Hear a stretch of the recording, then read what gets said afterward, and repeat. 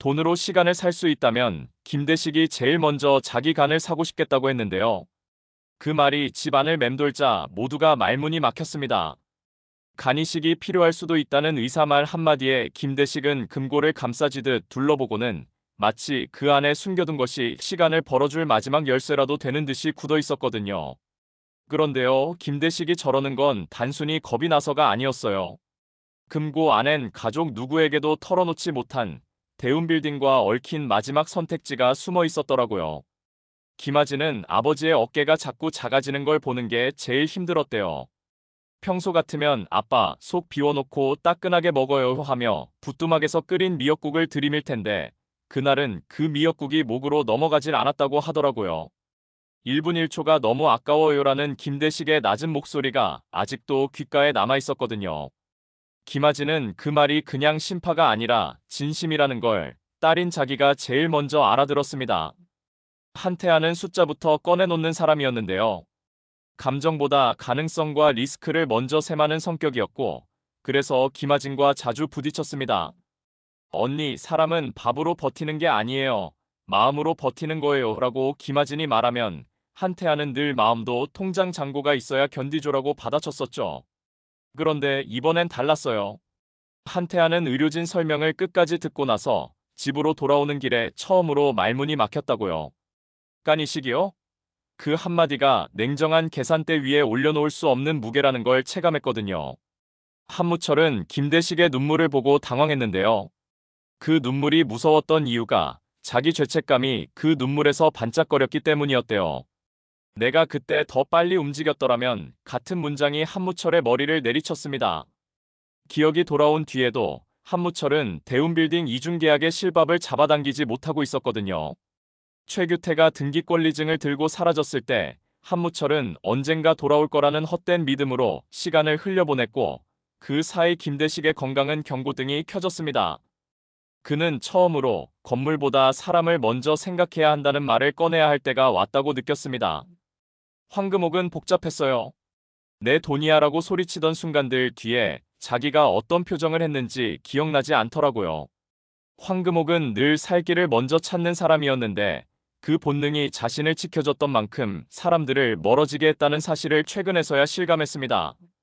이상하게도 가장 외로운 밤은 돈이 없을 때가 아니라 돈 얘기만 남았을 때였거든요. 황금옥은 금고 열쇠를 쥔 김대식 곁을 맴돌며 말하지 못한 질문 하나를 삼켰습니다. 그 안에 정말 우리를 살릴 게 있어요? 한태하는 김대식에게 사실대로 말하라고 다그치지 않았어요. 대신 김아진을 통해 우회로를 만들었습니다. 아진아, 아빠가 무섭게 느껴질 때가 있지? 근데 그건 아빠가 약해졌다는 뜻이야. 약해졌을 때 사람은 제일 솔직해지거든. 김아진은 고개를 끄덕였고 그날 밤 작은 쪽지를 김대식에게 건넸죠. 아빠, 우리 집은 돈보다 밥 냄새가 먼저였잖아요. 금고는 나중에 열어도 돼요. 우리 먼저 밥 먹어요. 그런데요, 평범한 밥 한 끼가 전세를 뒤집었습니다. 김대식이 숟가락을 들다 말고 조용히 금고 비밀번호를 말했거든요. 모두가 얼어붙었고 김대식은 숨기면 살 것 같았는데요.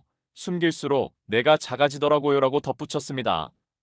금고 안에는 현금도 계약서 원본도 어쩌면 모두가 기대하던 마법의 종이도 아니고요. 김대식의 자필 노트와 녹음기가 들어있었어요. 노트 첫 장엔 이렇게 적혀 있었죠. 누구의 잘못인지 따지다 보면 결국 내 일이 되더라고요. 그래서 내가 먼저 적자. 녹음기에는 최규태의 목소리가 담겨 있었고 날짜가 비교적 최근이더라고요. 대시가 나 아직 끝낸 게 아니야. 이중계약건 일부러 허술하게 남겨둔 흔적 있어. 그거 타고 들어가면 회수할 수 있어. 다만 너가 먼저 살아야지. 음성이 끝나고 침묵이 길게 이어졌는데요. 모두가 서로의 표정을 살피다가 제일 먼저 입을 연 건 한무철이었습니다. 그럼 내가 움직일게. 대신 김대식, 너는 병원부터 가. 오늘 밤에. 김대식은 손사래를 쳤지만 김아진이 아빠, 나 검사해 볼래요라고 끼어들었습니다. 간이식 공여자 검사를 먼저 받겠다는 말이었죠. 한태하는 그 말에 바로 병원 스케줄을 잡았고 황금옥은 멍하니 서 있다가 조용히 자신의 팔을 쓰다듬었습니다. 나도 해볼래. 그 순간만큼은 내 돈이야라고 말하던 사람이 맞나 싶을 정도로 목소리가 낮고 단단했거든요. 첫 번째 심리적 고비는 검사 결과를 기다리는 동안 찾아왔습니다. 한무철은 밤새 연락처를 뒤졌고 과거 이중계약에 관여했던 브로커의 그림자를 되짚으려 애썼어요. 김대식은 병실 침대에 앉아 자필 노트의 다음 장을 넘겼습니다. 사람은요, 빼앗기고 나서야 남아있는 것들을 세더라고요. 그런데 남아있는 것들 중에서 제일 무거운 건 남아있는 사람들.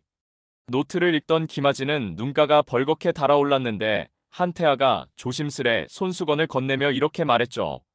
아진아, 이번엔 내가 숫자 대신 시간을 셀게. 병원 시계는 내가 맡았어. 그리고 두 번째 고비가 예고 없이 찾아오더라고요. 병원에서 온 전화였습니다. 1차 적합성에서 김아진이 조건을 충족했고 황금옥은 추가 검사가 더 필요하다는 소식이었죠. 김아진은 겉으로는 다행이에요라고 했지만 속으론 두려움이 밀려왔대요. 아빠한테 내 몸의 일부를 준다는 게 얼마나 큰 약속인지 갑자기 실감이 났거든요. 그런데 그때 한무철이 메시지를 보냈습니다. 찾았다. 권리증이 아니라 최규태가 남긴 허술한 경로. 오늘 밤에 마무리 가능. 세 번째 고비는 선택의 문제였습니다. 같은 밤 두 개의 문이 동시에 열리는 느낌이었거든요. 하나는 수술을 향한 준비의 문, 다른 하나는 이중계약을 풀 실마리의 문. 한태아는 이럴 때일수록 브레이크부터 밟아야 한다고 생각했는데 김아지는 달랐습니다. 둘 다 잡아야죠. 우리가 언제부터 한 가지만 잡는 집이었어요. 그 말에 김대식이 처음으로 미소를 보였다고 합니다. 그렇지, 우리는 늘 밥과 반찬을 같이 먹던 집이었지. 한무철은 브로커를 겨냥해 움직였고 과거 대운빌딩 거래의 그림자 파일을 확보했어요. 믿기지 않게도 브로커는 진술과 맞바꾸려는 듯한 태도를 보였습니다. 그때 누가 뒤에서 밀었는지 말해줄게. 근데 나 보호해줘.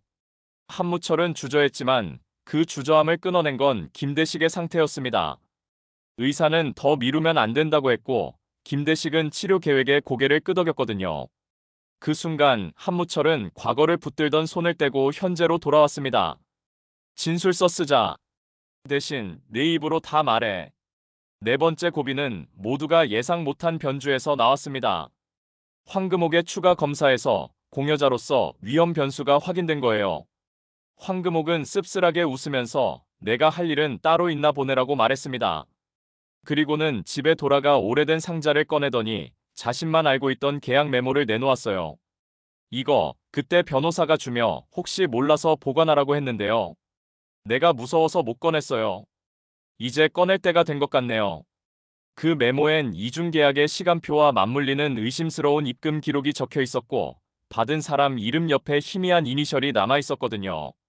한무철은 그 이니셜을 보고 눈빛이 바뀌었습니다. 이걸로 끝까지 갈 수 있겠다. 김아진은 그날 밤 한태아에게 떨리는 마음을 털어놨대요. 무서워요. 그래도 하고 싶어요. 한태아는 잠시 말이 없더니 다만 이렇게 말했습니다.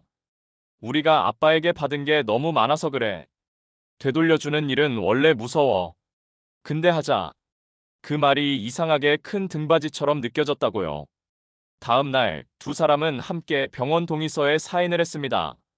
김대식은 말리지 않았고 오히려 이렇게 덧붙였죠. 아빠가 살자고 했으면 끝까지 살아볼게. 다섯 번째 고비는 반전의 문턱에서 터졌습니다. 브로커의 진술과 황금옥의 메모를 합치니 예상 밖의 이름이 튀어나왔거든요. 대운빌딩 주변에서 늘 중립인 척하던 누군가가 실은 뒤에서 줄을 당겼다는 의혹이 드러난 거예요. 다만 여기서 모든 걸 까발리진 않겠습니다. 아직 퍼즐한 조각이 더 필요하거든요. 그 조각은 최규태가 허술하게 남겨둔 흔적의 종착지와 맞물려 있어요. 최규태는 돌아오지 않았지만 돌아올 이유는 이미 만들어두고 떠났습니다. 그 이유를 확인하는 순간 배신과 오해가 뒤집히는 장면이 기다리고 있거든요. 수술 준비는 차분히 하지만 단호하게 진행되었습니다. 김아진은 부뚜막 동료들에게 휴가를 알리며 돌아오면 제 손맛 더 세질 거예요 라고 농담을 했고 한태아는 회사 일정을 조정해가며 병원과 집을 오갔습니다. 황금옥은 갈 곳 없는 손을 일에 얹기 시작했어요. 내가 밥할게. 이번엔 진짜로 돈 말고 밥으로. 그리고 매일 저녁 식탁에 뜨거운 국과 반찬을 올려놨는데요. 신기하게도 그 밥 냄새가 사람들 마음을 조금씩 풀어주더라고요. 집이 다시 집 냄새가 나기 시작했달까요? 그 사이 한무철은 마지막 키를 들고 돌아왔습니다. 브로커의 진술서, 메모, 그리고 새로 확보한 전자계약 로그. 퍼즐이 맞춰지자 길은 하나였어요. 대시가 이거 풀면 넌 병원에 있고 나는 조용히 뒤처리하자.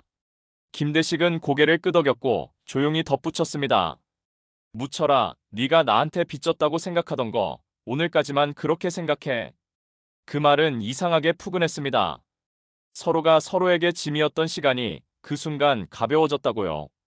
마지막 고비는 수술 전날 밤 찾아왔습니다. 놀랍게도 최규태에게서 메시지가 왔거든요. 대시가 내 흔적 따라왔지? 그럼 이제 쓸어담아. 근데 한 가지 내 눈앞에 있는 사람이 진짜 적이 아닐 수도 있어. 그 문장이 의미하는 바가 정확히 뭔지는 아직 알 수 없었습니다. 다만 하나 분명한 건 내일 아침이 오면 사람들의 입이 열릴 거라는 사실이었어요. 억울했던 사람, 숨었던 사람, 그리고 지켜보던 사람. 모두가 여기서 다 까지지 않겠습니다. 이야기는 가니식이라는 커다란 산과 대운빌딩 사건의 마지막 매듭을 향해 동시에 달려가고 있거든요. 김하진이 떨리는 손으로도 도장을 찍었고 한태하는 마음까지 정리해 숫자 대신 시간을 세고 있습니다. 황금옥은 처음으로 미안해요라는 말을 밤냄새처럼 자연스럽게 꺼냈고 한무철은 과거와 현재를 스스로 묶어 하나의 길로 만들 준비를 마쳤습니다. 김대식은요, 금고를 닫고 눈을 감으며 이렇게 중얼거렸습니다. 숨기면 살 수 있을 줄 알았는데요. 결국 나를 살리는 건 내가 버텨온 사람들. 그러니 다음 장면에서 누가 누구의 손을 먼저 잡는지, 누가 진짜로 사과하는지, 누가 마지막 열쇠를 돌리는지 그걸 함께 보시면 좋겠습니다. 힌트 하나만 드리자면요. 돈보다 밥 냄새가 먼저였던 집은 위기 앞에서도 순서를 바꾸지 않더라고요. 그리고 그 순서가 간이식 결과를 기다리는 밤과 이중계약의 마침표 사이를 잇는 가장 튼튼한 다리가 되어줄 겁니다. 아직 드러나지 않은 이름 하나가 마지막 순간에 튀어나오겠지만 그 이름은 파국이 아니라 귀환을 뜻할 수도 있어요. 왜냐하면 이번엔 누구의 잘못인지 따지는 대신 누가 먼저 살아남을지를 정했으니까요. 그리고 그 살아남음엔 김대식의 숨과 김하진의 결심, 한태하의 냉정, 한무철의 용기, 황금옥의 늦은 고백이 동시에 들어있으니까요. 다음 회의 시작은 아마 이렇게 시작될 겁니다. 살리자. 그리고 끝내자. 그 말이 합쳐지는 순간 우리 모두가 기다리던 장면이 비로소 도착하더라고요.